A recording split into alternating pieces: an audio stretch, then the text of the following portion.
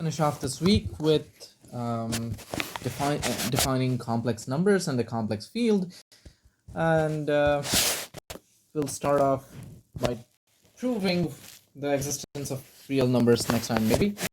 Let's see. Anyway, the complex field, the complex field definition. A complex number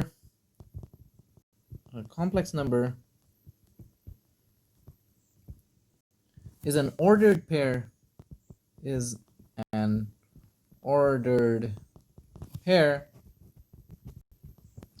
AB of distinct real numbers. AB of real numbers. Okay. And what does ordered pair mean? Ordered pair AB is not equal to BA unless A is equal to B. Okay, so basically complex numbers are just an ordered pair. Okay, however, we define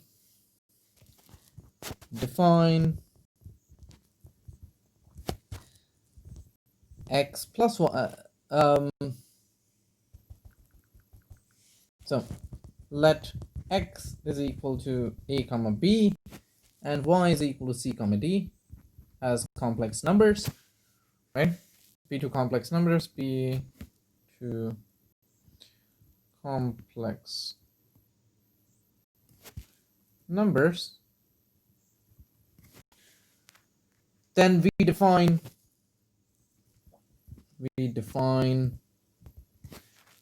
x plus y to be just component wise addition, so a plus c comma b plus d, as you do for your coordinate geometry when you're drawing x and y axis and stuff. However, we define x times y to be ac minus bd comma ad plus bc. Okay, so this is an interesting way of defining multiplication, unless you have seen complex numbers before, in which case it totally already makes sense. But if you have not, this is the interesting way of defining it. And then we have theorem. Why have we defined things under these way? These definitions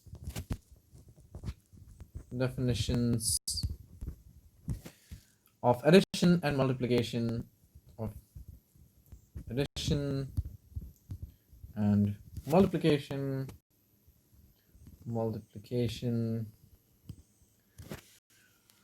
turn the set of real numbers, turn the set of complex numbers,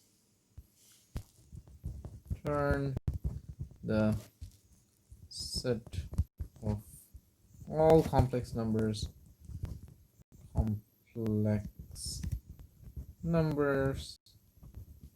into a field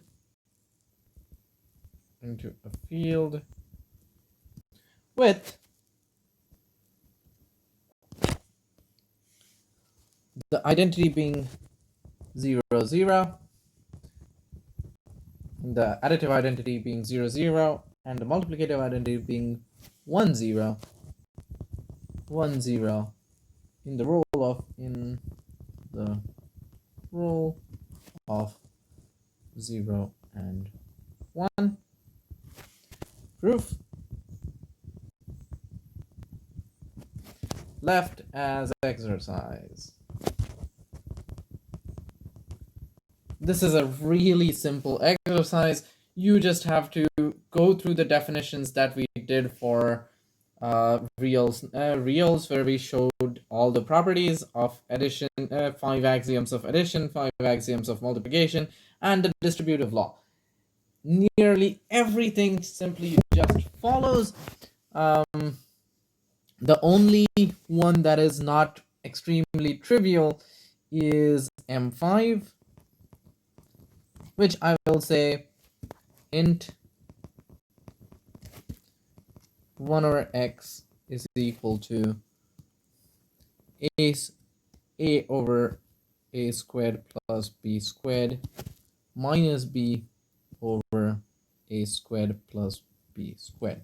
Okay, you still have to show this. I am not saying that, oh, this is completely done. You will have to show that this actually satisfies the role that you want it to. Okay, then theorem 2,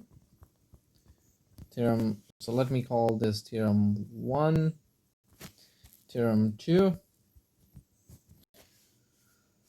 For any real numbers a and b, for any real numbers a and b,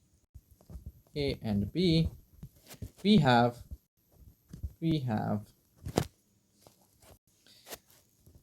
a plus a comma 0 plus b comma 0 is equal to a plus b comma 0, as it should, and also a comma 0 multiplied by b comma 0 is equal to ab comma 0. Proof? Well, this is trivial. You take real numbers, put these into the addition and subtraction, addition and multiplication formula, and that is exactly what we get. Okay, so this allows us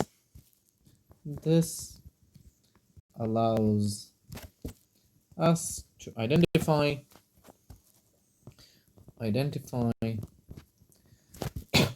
reals as a subfield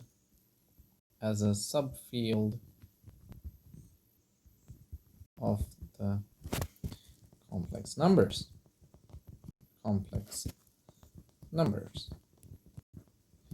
Okay, we define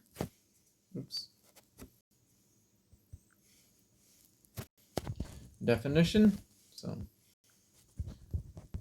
definition, smallest definition ever, I is equal to 0, 1. I define this to be the number I, and then that gives me theorem I squared is equal to -1. Proof? 0, 1, I squared is equal to 0, 1 times 0, 1, which is equal to 0 squared minus 1 squared times 0 minus 0, which is equal to -1, 0, which is just -1. Okay, great. I have proved at least one theorem for you. Okay, another theorem. So this is theorem 3, theorem 4. If a and b are real numbers, if a comma b belong to R, then AB is just A plus IB. Proof? Now this one is literally just playing with the definitions in a way. A plus BI is by definition A comma 0 plus B comma 0 multiplied by 0 comma 1, right? Because that is what I means. This is equal to A comma 0 plus multiplication of these gives you 0 comma B, which is literally A plus A comma B. Okay, so that brings us to definition. If a and b are real numbers, if a comma b belong to R and z is equal to a plus bi, then the complex number,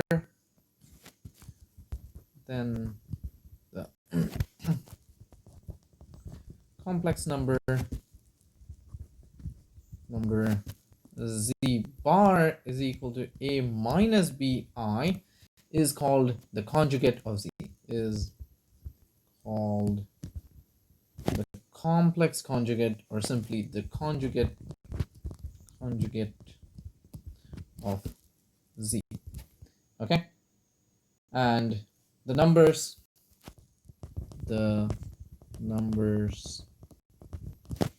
a and b are the real and imaginary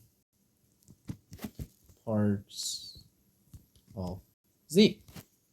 So we generally write a is equal to real part of z and b is equal to imaginary part of z. Okay, then another theorem, theorem 5.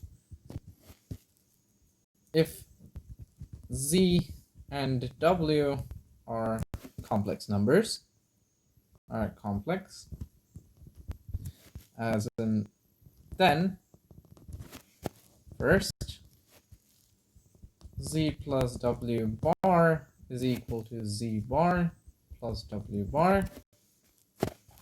Second, z w bar is equal to z bar times w bar. Third, z plus z bar is equal to 2 real part of z, and z minus z bar is equal to 2 imaginary part of z. And fourth, z bar, z times z bar, is a real and positive, is real and positive. Proof. Well, I will show only 2 and 4. Okay, I'm not going to do all of it. Z bar is a plus bi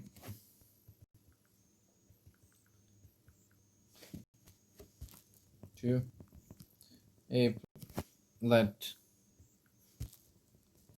z is equal to a plus bi, w is equal to c plus di, then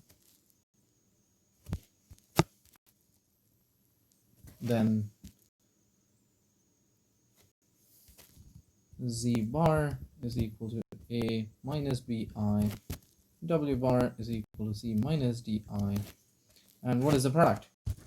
Z times w bar is equal to ac minus bd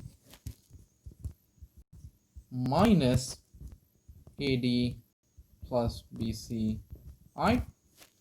Okay, that's the product. And what is z bar times w bar? Well, this is ac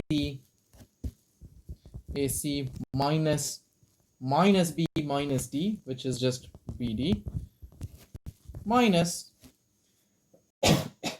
well, in this case this is going to be plus a minus d minus ad minus bc, and they are trivially equal. For part 4, if you note z bar is equal to, actually you don't even need to know, you can just compute, z bar is equal to a squared plus b squared. Okay,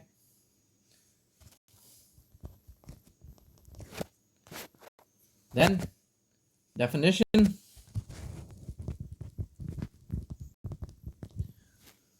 If z is a complex number, if z belongs to C, which is to say it's a complex number, its absolute value absolute value denoted absolute value of z is the non-negative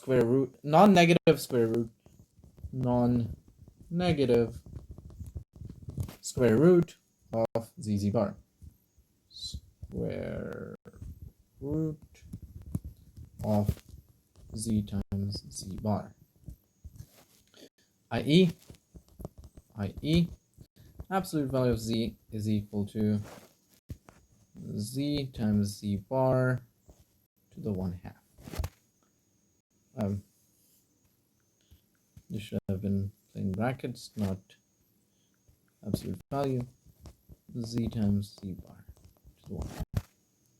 Okay, so in terms of absolute a and b, this is just square root of a squared plus b squared.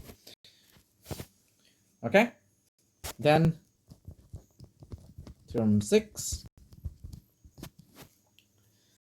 Let z and w be complex numbers. Let z and w be complex numbers. Then 1.